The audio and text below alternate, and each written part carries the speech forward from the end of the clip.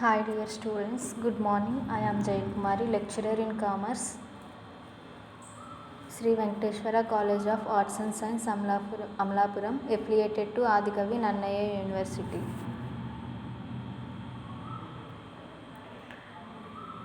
Today we are discussing about the funds flow statement. Already మనం theory part విన్నాము. Next problems ఎలా చేయాలో ఇవాళ మనం చూద్దాం. ఫస్ట్ ఆఫ్ ఆల్ మనం చూసినట్లయితే statement of changes in working capital. మొదటిగా చూసినట్లయితే the working capital does change due to various transactions. The working capital position at the beginning of a period is changed to different position at the end of that period. A statement of working capital is prepared to depict the changes in working capital. Working capital represents the excess of current assets over current liabilities. Since several items, that is, all current assets and all current liabilities are the component of working capital, it is necessary to measure the increase decrease therein by preparing a statement or schedule of changes in working capital. This statement is prepared with current assets and current liabilities as appearing in the balance sheets. Statement is prepared with current assets and current liabilities as current liabilities. This statement shows the changes in individual items of current assets and current liabilities and their effect of working capital. The total increase and the total decrease in the end is the compared and the difference of total increase and total decrease show the net increase or net decrease in the working capital. A from of statement is given below.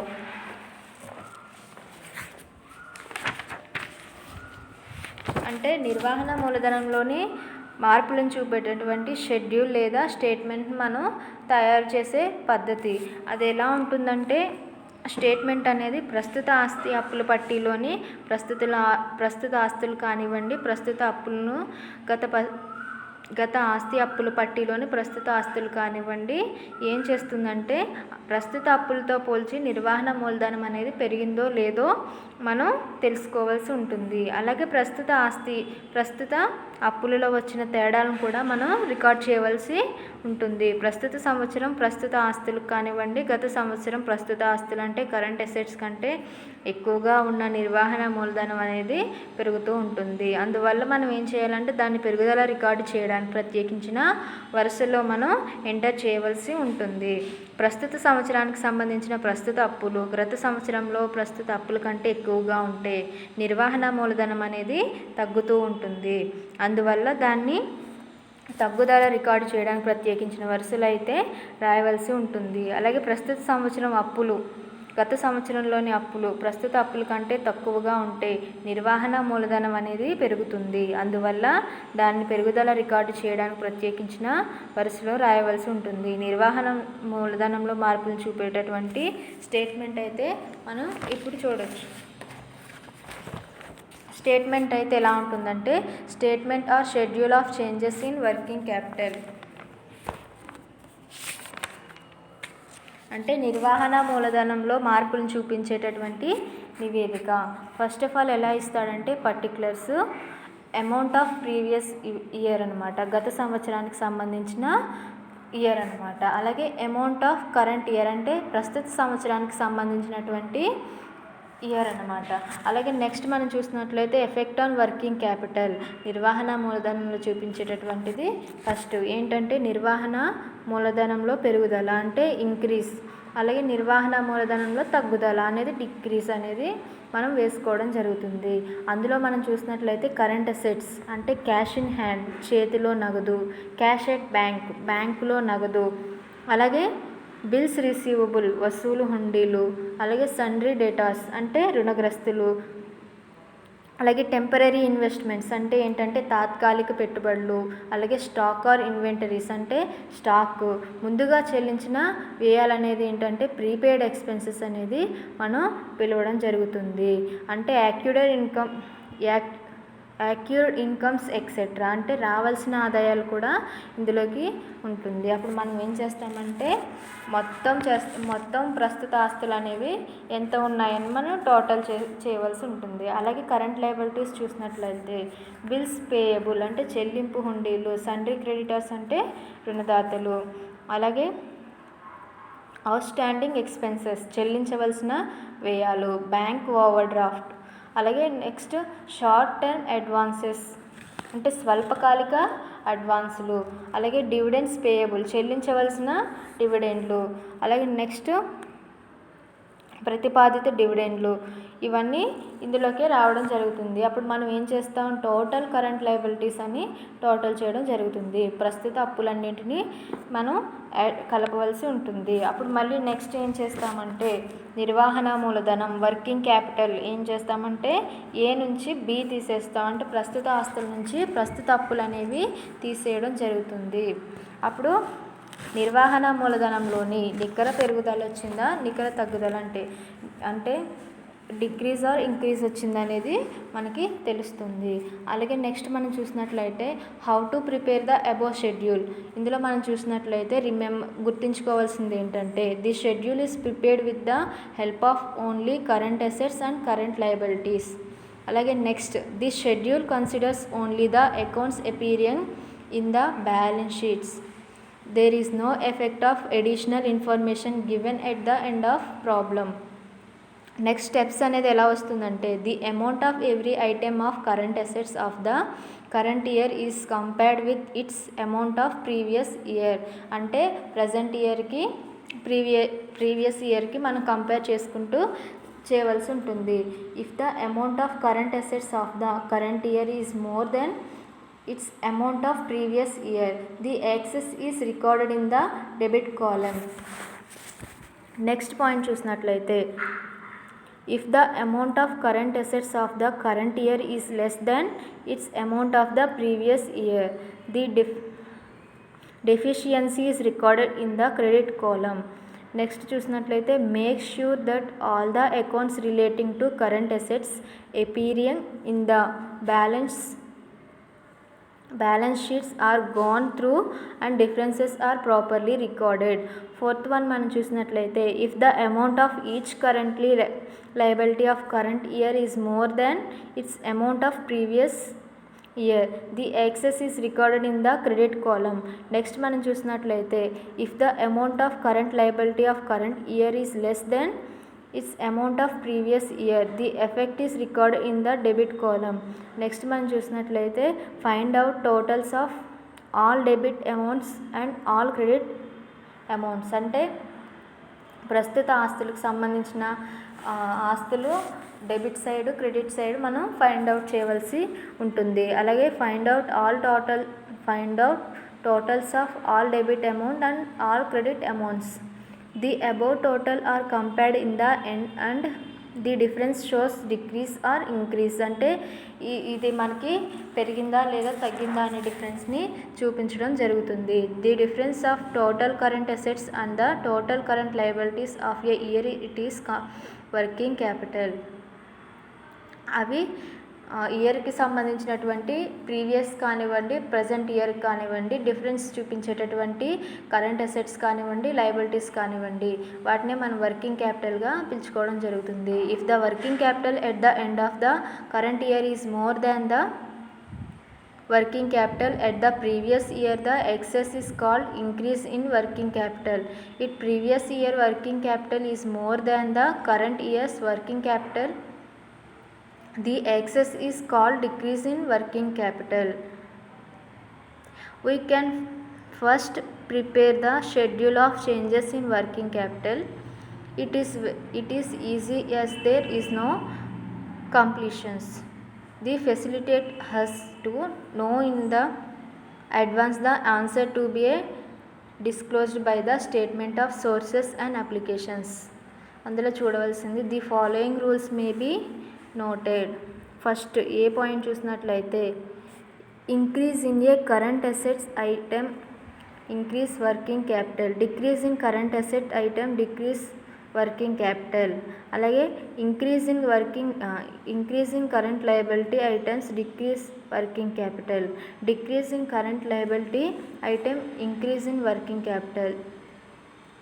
The increase or decrease in the working capital should be equal to that shown in the statement of sources and applications of funds. First మనం చూసినట్లయితే schedule of changes in working capital. అందులో format ఎలా ఉంటుందంటే particulars, amount of previous year, amount of current year, changes in the current assets and current liabilities, changes in current and non current liabilities. First of all capital and liabilities. Next assets, total net increase or decrease in working capital. Next మనం ప్రాబ్లంలో note చూద్దాము.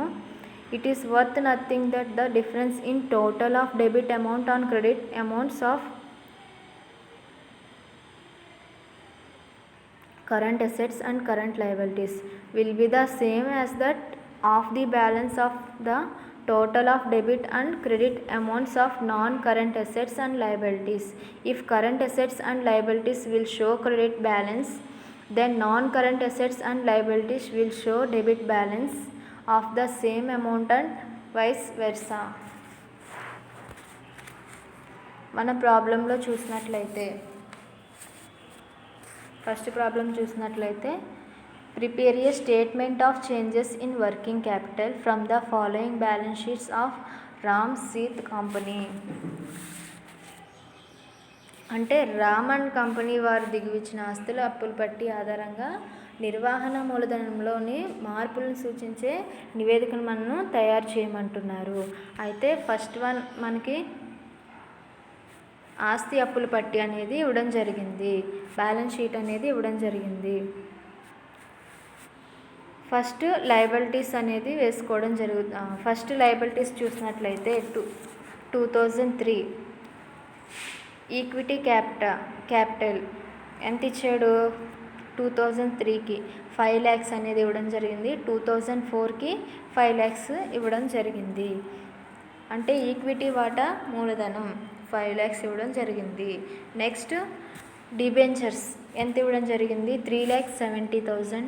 అలాగే 2004 నాటికి 4,50,000 అనేది ఇవ్వడం జరిగింది. అలాగే tax payable అంటే చెల్లించవలసిన పన్నులు 2003 సంవత్సరానికి 77,000 అనేది ఇవ్వడం జరిగింది. 2004కి 43,000 అనేది ఇవ్వడం జరిగింది. నెక్స్ట్ ఏమి ఇచ్చాడంటే క్రెడిటర్స్ అంటే రుణదాతలు ఎంత? 96,000 టు 2003కి. అలాగే 2004కి ఎంత ఇచ్చాడు? 1,92,000 అనేది ఇవ్వడం జరిగింది. అలాగే ఇంట్రెస్ట్ పేయబుల్ అంటే చెల్లించవలసిన వడ్డీ అనేది ఎంత ఇచ్చాడంటే 2003 నాటికి 37,000 అనేది ఇవ్వడం జరిగింది. 2004 నాటికి 45,000 అనేది ఇవ్వడం జరిగింది.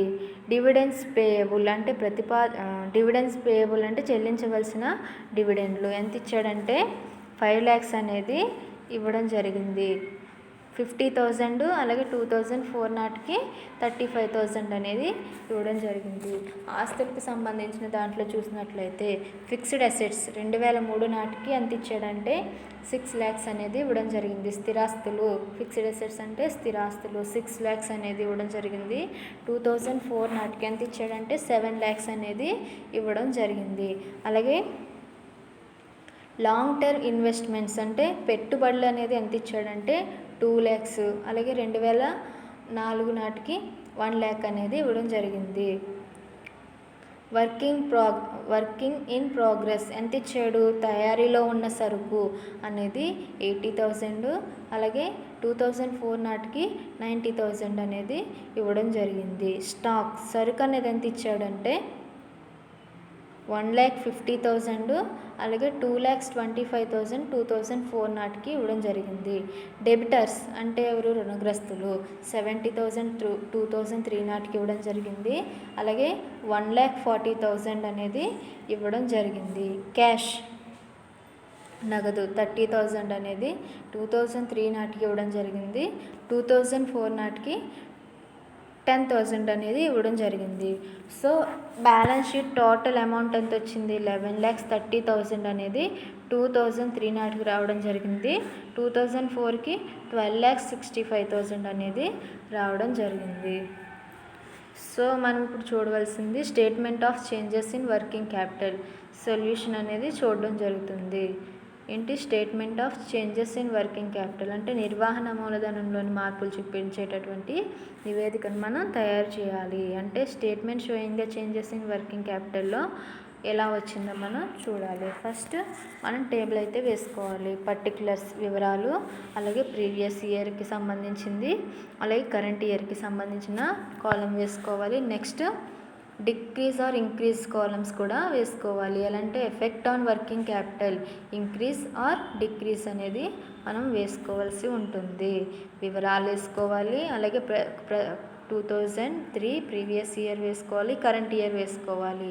అలాగే వర్కింగ్ క్యాపిటల్లో వచ్చేటటువంటి ఇంక్రీజ్ కానివ్వండి, డిక్రీజ్ కానివ్వండి ఆ కాలమ్స్ మనం వేసుకోవాలి. ఇప్పుడు ప్రాబ్లం చూసినట్లయితే ప్రజెంట్ అసెట్స్ మనం మొదటిగా ప్రజెంట్ అసెట్స్ అనేది వేసుకోవడం జరుగుతుంది. ప్రజెంట్ అసెట్ అంటే ప్రాబ్లంలో చూడండి మనకి ఏమొస్తుంది, క్యాష్ అనేది మనకి ప్రజెంట్ అసెట్ కింద రావడం జరుగుతుంది. నగదు అని వేసుకుని 30,000 అలాగే 10,000 వేసుకోవడం జరుగుతుంది. సో 2003 నాటికి ఎంత ఉంది, 30,000 అనేది ఉంది. 2004కి ఎంత ఉంది, 10,000 అనేది ఉంది. మనకి ఏమైంది, తగ్గిపోయింది. ఎంత తగ్గింది, 20,000 అనేది తగ్గిపోయింది. సో మనం డిక్రీజ్లో 20,000ని ఎంటర్ చేసుకోవడం జరుగుతుంది. అలాగే నెక్స్ట్ డెబ్టర్స్ ఎంత ఇచ్చాడు, 2003 నాటికి 70,000 అనేది ఇవ్వడం జరిగింది. అలాగే 2004 నాటికి ఎంత ఇచ్చారు రుణగ్రస్తులు, 1,40,000 అనేది ఇవ్వడం జరిగింది. సో 2003కి 2004కి డిఫరెన్స్ చూడండి ఎంత పెరిగింది, 70,000 అనేది పెరిగింది. సో ఇంక్రీజ్ కాలంలో మనం ఎంత వేసుకుంటామంటే 70,000 అనేది వేసుకోవడం జరుగుతుంది. అలాగే స్టాక్ సరుకులు కూడా మనకి కరెంట్ అసెట్స్లోకే రావడం జరుగుతుంది. సో మనం ఎంత వేసుకుంటాం, 1,50,000 వేసుకోవడం జరుగుతుంది. అది 2004 నాటికి ఎంత ఉంది సరుకు, 2,25,000 అనేది ఉంది. ప్రీవియస్ ఇయర్ కంటే కరెంట్ ఇయర్ అనేది పెరిగింది. సో ఇంక్రీజ్ కాలంలో మనం ఎంత వేసుకుంటాం, 75,000 అనేది పెరిగింది. సో 75,000 వేసుకోవడం జరుగుతుంది. అలాగే నెక్స్ట్ వర్క్ ఇన్ ప్రోగ్రెస్ తయారీలో ఉన్న సరుకు అనేది ఎంత ఉంది, 2003కి సంబంధించి 80,000 అలాగే 2004కి సంబంధించింది 90,000 అనేది వేసుకోవడం జరిగింది. సో ప్రీవియస్ ఇయర్కి కరెంట్ ఇయర్కి డిఫరెన్స్ అనేది ఎంత ఉంది, 10,000 అనేది రావడం జరిగింది. 90,000కి పెరిగింది. సో మనం ఇంక్రీజ్ కాలంలో వేసుకోవడం జరుగుతుంది. ఎంత, 10,000 అనేది వేసుకోవడం జరుగుతుంది. అప్పుడు మనం టోటల్ కరెంట్ అసెట్స్ని టోటల్ చేయడం జరుగుతుంది. చూడండి 30,000 ప్లస్ 70,000 ప్లస్ 1,50,000 ప్లస్ 80,000 మనకి టోటల్ ఎంత వచ్చింది, 3,30,000 అనేది రావడం జరిగింది. అలాగే 2004కి సంబంధించి ఎంత వచ్చింది, 1,50,000, 3,50,000, 3,75,000, 3,75,000, 4,65,000. సో 4,65,000 అనేది మనకి టోటల్గా రావడం జరిగింది. అలాగే నెక్స్ట్ మనం చూసినట్లయితే కరెంట్ లయబిలిటీస్ అంటే ప్రస్తుత అప్పులు అనేవి ఏమున్నాయి మనకి, ట్యాక్స్ పేయబుల్ ఎంత ఇచ్చే చెల్లించవలసినటువంటి పన్నులు అయితే ఎంత ఉన్నాయి, 77,000 అనేది 2003 నాటికి ఉండడం జరిగింది. అలాగే కరెంట్ ఇయర్కి సంబంధించింది ఎంత ఉంది, 43,000 అనేది ఉండడం జరిగింది. 43,000 అనేది మనం ఇంక్రీజ్ అనేదాన్ని చూడడం జరిగింది. సో 34,000 అనేది మనం వేసుకోవడం జరుగుతుంది. క్రెడిటర్స్ అంటే రుణదాతలు అనేది ఎంత ఇచ్చారు మనకి, క్రెడిటర్స్ 96,000 ఒకటి, అలాగే 1,92,000 అనేది ఇవ్వడం జరిగింది. సో మనం ఎంటర్ చేసుకోవడం జరుగుతుంది. ఎంత క్రెడిటర్స్ 96,000 అలాగే 1,92,000. దీనికి డిఫరెన్స్ అయితే ఎంత వచ్చింది, పెరిగిందా తగ్గిందంటే ప్రీవియస్ ఇయర్ కంటే కరెంట్ ఇయర్ అనేది పెరిగింది. ఎంత 96,000కి 1,92,000 డిఫరెన్స్ చూస్తే మనకి ఎంత వచ్చిందంటే 96,000 అనేది రావడం జరిగింది. అలాగే ఇంట్రెస్ట్ పేయబుల్ అంటే చెల్లించవలసిన వడ్డీ అనేది ఎంత ఇచ్చారు, ప్రీవియస్ ఇయర్ అనేది 37,000 ఇవ్వడం జరిగింది. అలాగే కరెంట్ ఇయర్కి 2004కి ఎంత ఇచ్చాడు, 45,000 అనేది ఇవ్వడం జరిగింది. సో ప్రీవియస్ ఇయర్కి కరెంట్ ఇయర్కి డిఫరెన్స్ ఎంత వచ్చింది, 8,000 అనేది రావడం జరిగింది. సో డిక్రీజ్ అయ్యింది మనం వేసుకోవడం జరుగుతుంది. అలాగే డివిడెండ్ పేయబుల్ అంటే చెల్లించవలసినటువంటి డివిడెండ్లు ఎంత ఇచ్చాడు మనకి, 50,000 అలాగే 35,000 అనేది వేసుకోవడం జరిగింది. సో ఇంక్రీజ్ కాలంలో 15,000 మనం వేసుకోవడం జరుగుతుంది. సో టోటల్ కరెంట్ లయబిలిటీస్ అనేది కలపడం జరుగుతుంది. 2,60,000 అలాగే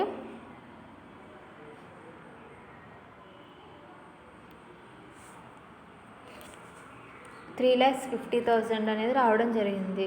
సో మనం 3,30,000లో నుంచి 2,60,000 అనేది తీసేయగా ఎంత వస్తుంది, 70,000 అనేది రావడం జరుగుతుంది. అలాగే నెక్స్ట్ మనం చూసినట్లయితే 4,65,000 నుంచి 3,15,000 తీగా 1,50,000 అనేది రావడం జరుగుతుంది. ఇక్కడ మనకి వర్కింగ్ క్యాపిటల్ అనేది ఎంత ఇవ్వడం జరిగింది అంటే 80,000 అనేది ఇవ్వడం జరిగింది. సో 80,000 వేసుకుని టోటల్ మనకి ఎంత వచ్చింది, 1,50,000 అలాగే ఇంక్రీజ్లో ఎంత వచ్చింది, 2,04,000 అలాగే డిక్రీజ్లో 2,04,000 రావడం జరిగింది. ఇక్కడితో ఈ ప్రాబ్లం కంప్లీట్ అయింది. అంటే మనం ఎలా చూడాలి అంటే ప్రస్తుత ఆస్తుల మొత్తం నుండి మనం ఏం చేయాలి, ప్రస్తుత అప్పులు మొత్తం తీసేస్తే మనకి వర్కింగ్ క్యాపిటల్ అనేది రావడం జరుగుతుంది. సో మనం ఏం చేస్తాం, ప్రస్తుత ఆస్తుల నుండి ప్రస్తుత అప్పులు తీసాము. ఎంత వచ్చింది, 1,50,000 అలాగే 1,50,000. నెక్స్ట్ చూసినట్లయితే 2,04,000 అనేది రావడం జరిగింది. నెక్స్ట్ మనం చూసినట్లయితే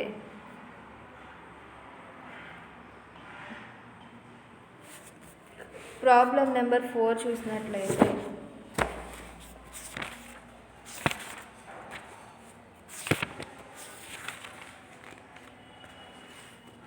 from the following balance sheet of the company for the year ended 31st December 2003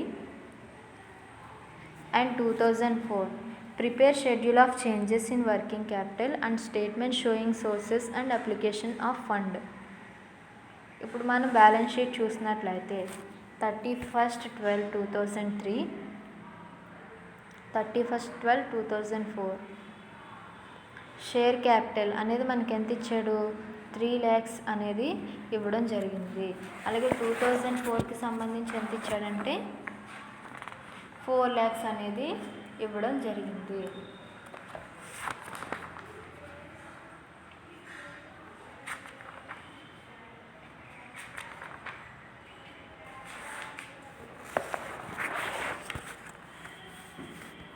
అలాగే సండ్రీ క్రెడిటార్స్ ఎంత ఇవ్వడం జరిగింది, 1 lakh అనేది ఇవ్వడం జరిగింది. 2004కి 70,000 అనేది ఇవ్వడం జరిగింది.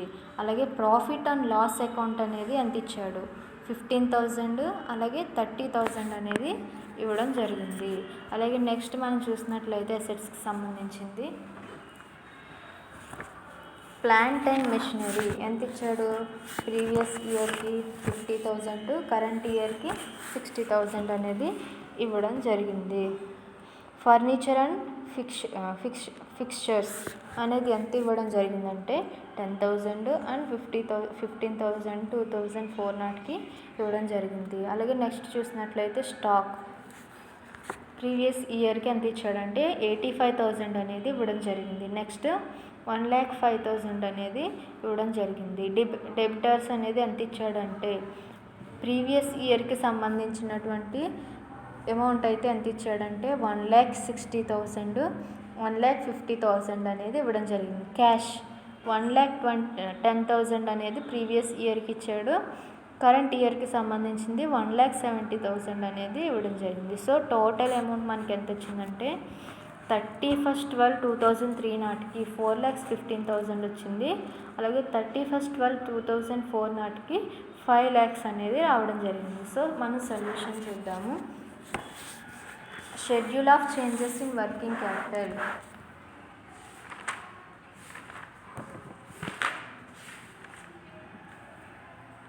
నిర్వహణ మూలధనంలో మార్పును చూపించేటటువంటి నివేదిక మనం ఇప్పుడు తయారు చేసుకుందాం. ఫస్ట్ వన్ మనం చూసినట్లయితే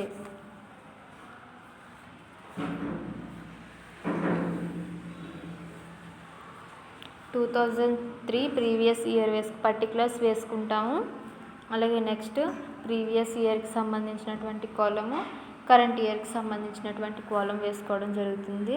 నెక్స్ట్ మనం ఏం వేసుకుంటాం, ఎఫెక్ట్ ఆన్ వర్కింగ్ క్యాపిటల్ అంటే నిర్వహణ మూలధనంలో చూపించేటటువంటి ఇంక్రీజ్ ఆర్ డిక్రీజ్ కాలంని వేసుకోవడం జరుగుతుంది. ఇంక్రీజ్ అండ్ డిక్రీజ్ కాలం వేసుకోవాలి.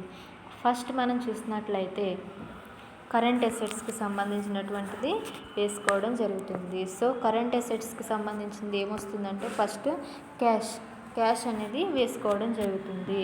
ప్రీవియస్ ఇయర్కి కరెంట్ అసెట్ ఏమొచ్చిందంటే క్యాష్ మనం 2003 నాటికి ఎంత ఉంది, 1,10,000 అనేది రావడం జరిగింది.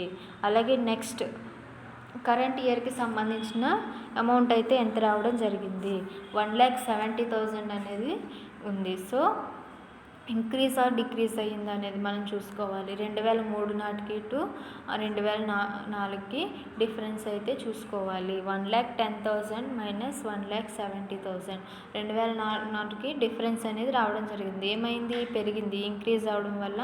సో మనం ఎఫెక్ట్ ఆన్ వర్కింగ్ క్యాపిటల్లో ఇంక్రీజ్ కాలంలో 60,000 అనేది ఎంటర్ చేసుకుంటాము. నెక్స్ట్ రుణగ్రస్తులు అనేది ఎంత ఇవ్వడం జరిగింది అంటే డెబిటర్స్ ఎంత, ప్రీవియస్ ఇయర్కి సంబంధించినటువంటిది 1,60,000 అనేది ఇవ్వడం జరిగింది. ఎప్పటికీ ప్రీవియస్ ఇయర్కి. అలాగే కరెంట్ ఇయర్కి ఎంత ఇవ్వడం జరిగింది మనకి అంటే 1,50,000 అనేది ఇవ్వడం జరిగింది. అంటే ప్రీవియస్ ఇయర్కి కరెంట్ ఇయర్కి డిఫరెన్స్ అనేది ఉంది. ఎంత డిఫరెన్స్ ఉంది అంటే మనకి 10,000 అనేది డిఫరెన్స్ రావడం జరిగింది. ఏమైంది, ఇక్కడ డిక్రీజ్ అయింది. సో తగ్గింది కాబట్టి మనం ఎఫెక్ట్ ఆన్ వర్కింగ్ క్యాపిటల్లో డిక్రీజ్ కాలంలో ఎంటర్ చేసుకుంటాం. ఎంత, 10,000 అనేది డిక్రీజ్ చేసుకోవడం జరుగుతుంది. అలాగే స్టాక్ అనేది వేసుకుంటాం సరుకులు. ఆ స్టాక్ అనేది 2003 నాటికి ఎంత ఉందంటే 85,000. అలాగే 2004 నాటికి ఎంత ఉందంటే 1,05,000 అనేది ఉండడం జరిగింది. అప్పుడు మనకి ఇంక్రీజ్ అయిందా లేదా డిక్రీజ్ అయిందా లేదా చూసుకోవాలి. సో మనకి ఇక్కడ 85,000కి 1,05,000కి డిఫరెన్స్ అయితే ఉంది. సో మనకి డిక్రీజ్ అయింది. సో మనం డిక్రీజ్ కాలంలో ఎంటర్ చేసుకోవడం జరుగుతుంది. ఎంత డిక్రీజ్ అయిందంటే మనకి 20,000 అనేది డిక్రీజ్ అయింది. ఇప్పుడు మనం టోటల్ కరెంట్ అసెట్స్ని క్యాలిక్యులేట్ చేసుకుంటాం. 2003 నాటికి ఎంత వచ్చింది, 1,10,000 ప్లస్ 1,60,000 ఎంత అవుతుంది, 2,70,000 ప్లస్ 85,000 అంటే 3,55,000 అనేది రావడం జరిగింది. నెక్స్ట్ 2004 నాటికి ఎంత వచ్చింది, 1,70,000 ప్లస్ 1,50,000 ఎంత వస్తుంది, 3,20,000 ప్లస్ 4,25,000 అనేది రావడం జరిగింది. అలాగే నెక్స్ట్ మనం ఏం చేస్తాం, కరెంట్ లయబిలిటీస్ అంటే ప్రస్తుత అప్పులు అనేది వేయడం జరుగుతుంది. సండ్రీ డేటా, కరెంట్ లయబిలిటీస్ అనేది ఏముంది ఇక్కడ, సండ్రీ డేటాస్ అనేది ఇవ్వడం జరిగింది. ఎంత, 1 lakh అనేది ఇవ్వడం జరిగింది. సో సండ్రీ డేటాస్ అని వేసుకోవడం జరిగింది. ఎంత, 1 lakh. అలాగే 70,000 అంటే లయబిలిటీస్ మనకు అప్పులు అనేవి తగ్గని. సో మనం ఇంక్రీజ్ కాలంలో 30,000 అనేది వేసుకుంటాం. సో టోటల్ కరెంట్ లయబిలిటీస్ అనేది మనం ఎంత వేసుకున్నామంటే 1,00,000. అలాగే 2004 నాటికి సంబంధించిన కాలంలో 70,000 అనేది వేసుకోవడం జరుగుతుంది. సో టోటల్ అమౌంట్ మనం వేసుకుంటాం ఎంత 1,00,000. సో ఇప్పుడు మనం కరెంట్ అసెట్స్ నుండి అంటే ప్రస్తుత ఆస్తుల నుండి ప్రస్తుత అప్పులు మనం తీసేయాలి. Current assets minus current liabilities 3,55,000లో నుంచి 1,00,000 తీసేయగా మనకి 2,55,000 అనేది రావడం జరిగింది. ఇప్పుడు 2003 నాటికి 2,55,000 అనేది రావడం జరిగింది. అలాగే కరెంట్ అసెట్స్లో 2004 నాటికి సంబంధించిన దాంట్లో కరెంట్ అసెట్స్ నుంచి కరెంట్ లయబిలిటీస్ తీసేయాలి. 4,25,000 మైనస్ 70,000 మనకి ఎంత వస్తుందంటే 3,55,000 అనేది రావడం జరిగింది. ఎంతంటే 4,25,000 మైనస్ 70,000 తీసేయగా మనకి 3,55,000 అనేది రావడం జరిగింది. Working capital net increase in working capital మనకి ఎంత వచ్చిందంటే షేర్ క్యాపిటల్ అనేది మనకి ఎంత ఇచ్చాడు 3,00,000 మైనస్ 4,00,000 చేయగా మనకి క్యాపిటల్ అనేది ఎంత వచ్చిందంటే 1,00,000 అనేది రావడం జరిగింది. సో మనం working capital plus net increase in working capital మనం యాడ్ చేయగా 2,25,000 ప్లస్ 1,00,000ని కలపగా మనకి ఎంత వచ్చింది అంటే 3,55,000 అనేది రావడం జరిగింది. అలాగే 2004కి సంబంధించిన దాంట్లో మనం ఎంత వచ్చింది 3,55,000 అనేది రావడం జరిగింది. So working capital net increase in working capital. అలాగే ఎఫెక్ట్ ఆన్ వర్కింగ్ క్యాపిటల్లో ఇంక్రీజ్ కాలంలో మనకి ఎంత వచ్చింది 60,000 ప్లస్ 20,000 80,000 80,000 ప్లస్ 30,000 1,10,000 అనేది రావడం జరిగింది. అలాగే డిక్రీజ్ కాలంలో 10,000 ప్లస్ 1,10,000 అనేది మనకి రావడం జరిగింది. నెక్స్ట్ మనం చూసినట్లయితే statement of source and applications of funds for the year ended 2000 year అనేది ఇవ్వడం జరిగింది. Statement of sources and applications of funds for the year ended 2000 sources అలాగే రూపీస్ అప్లికేషన్స్ సోర్సెస్.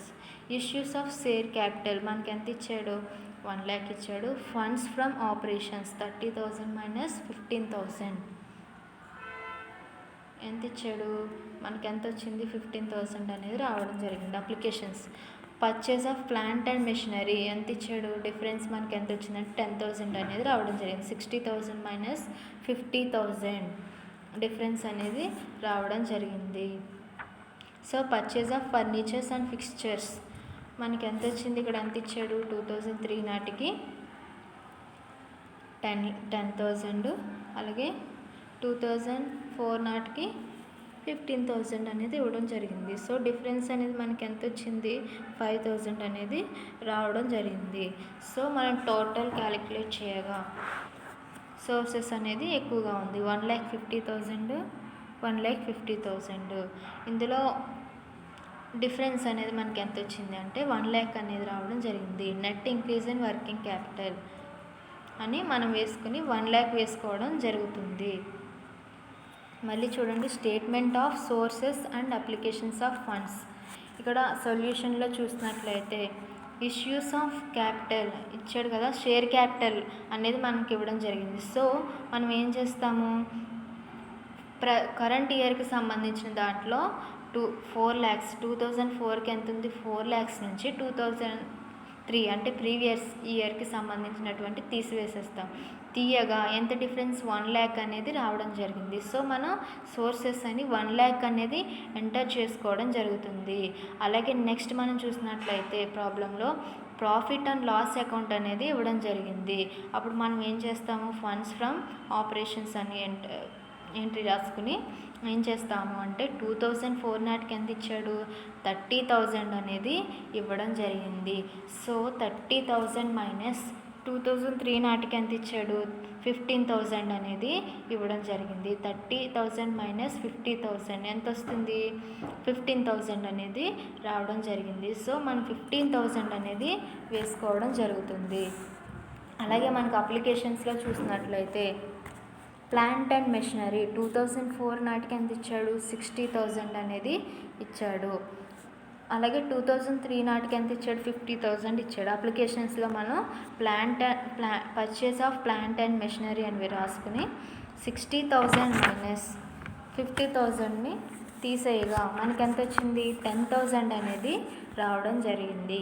అలాగే నెక్స్ట్ ఫర్నిచర్ అండ్ ఫిక్స్చర్స్ 2004 నాటికి ఎంత ఇచ్చారు, 15,000 ఇచ్చారు. అలాగే 31/12/2003 నాటికి ఎంత ఇచ్చారు, 10,000 అనేది ఇచ్చారు. సో మనం అప్లికేషన్లో statement of source and applications ఫండ్లో మనం ఎలా వేసుకుంటామంటే purchase of furniture and fixtures వేసుకుని 15,000 మైనస్ 10,000 వేసుకోవడం జరిగింది. సో డిఫరెన్స్ మనకి ఎంత వచ్చింది, 5,000 అనేది రావడం జరిగింది. సో మనం టోటల్ అమౌంట్ కలపగా ఎంత వచ్చింది, ఏది ఎక్కువ వచ్చింది, మనకి సోర్సెస్ అనేది ఎక్కువగా రావడం జరిగింది. సో ఎంత వచ్చిందంటే 1,15,000 అనేది రావడం జరిగింది. ఎంత, 1,00,000 ప్లస్ 15,000 ఎంత వచ్చింది, 1,15,000. అప్లికేషన్లో ఎంత వచ్చింది మనకి, 10,000 ప్లస్ 5,000 ఎంత, 15,000 అనేది వచ్చింది. సో అప్లికేషన్లో డిఫరెన్స్ అనేది రావడం జరిగింది. సో మనం ఏం చేస్తాము అంటే net increase in working capital అని పెట్టుకుని 1,00,000 అనేది మనం అందులో ఎంటర్ చేయడం జరుగుతుంది. మనకి statement of source and applications of funds అనేది ఫర్ ద ఇయర్ ఎండెడ్కి 2000 నాటికి వేసుకోవడం జరిగింది. ఎంత వచ్చింది మనకి, 1,15,000 అనేది రావడం జరిగింది.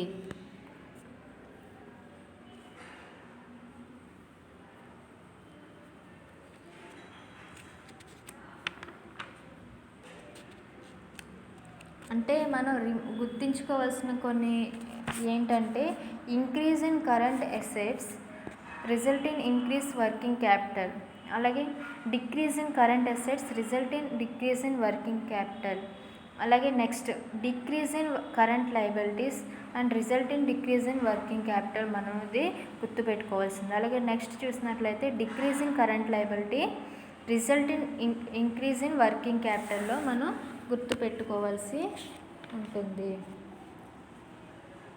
అంటే ఎలా ఉంటుందంటే it is worth nothing that the difference in total of debit amounts and credit amount of current assets and current liabilities will be the same as that of the balance of the total of debit and credit amounts of non current assets and liabilities.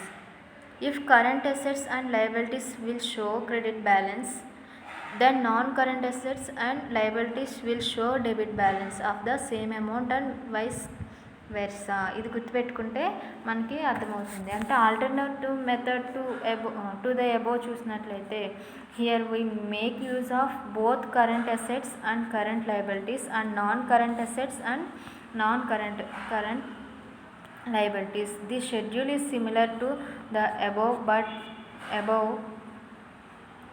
but with only one difference of two more columns to record increase or decrease in non-current assets and non-current liabilities. The specimen from is given below. See illustration 7.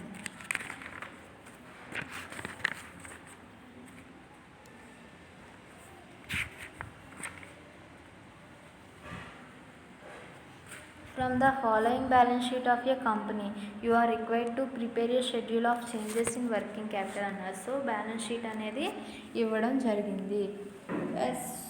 As on 31st December, schedule of changes in working capital.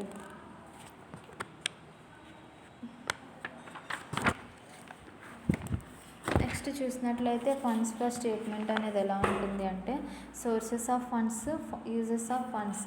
Sources of ఫండ్స్లో చూసినట్లయితే first issue of fresh shares, అలాగే issue of debentures, new loans, sales of fixed assets, non trading income, profit from operation. అలాగే use of ఫండ్స్ని మనం చూసినట్లయితే redemption of preference shares, అలాగే redemption of debentures, repayment of loans, purchase of fixed assets, loans from operations.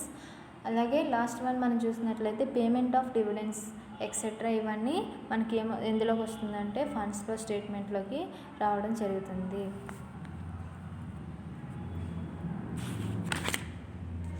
Funds flow statement చూసినట్లయితే sources of funds flow statement ఎలా ఉంటుందంటే trading profit, issues of sharing capital, next issues of debentures, long term borrowings, sales of fixed assets, non trading incomes. అలాగే మనం total చేయవలసి ఉంటుంది.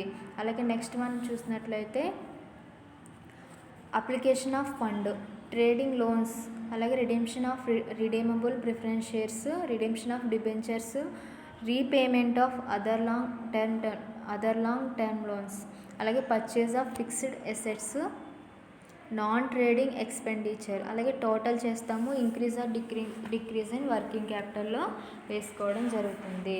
Sources and applications of funds అనేది ఎలా ఉంటుందంటే source ఎలా ఉంటుంది, అప్లికేషన్ అనేది ఎలా ఉంటుంది. ఇష్యూస్ ఆఫ్ ఫ్రెష్ షేర్స్, అలాగే రిడెంప్షన్ ఆఫ్ ప్రిఫరెన్సెస్, అలాగే issues of debentures, redemption of debentures, raising of long term loans, repayment of loans. ఇవన్నీ ఫండ్స్లోకి రావడం జరుగుతుంది.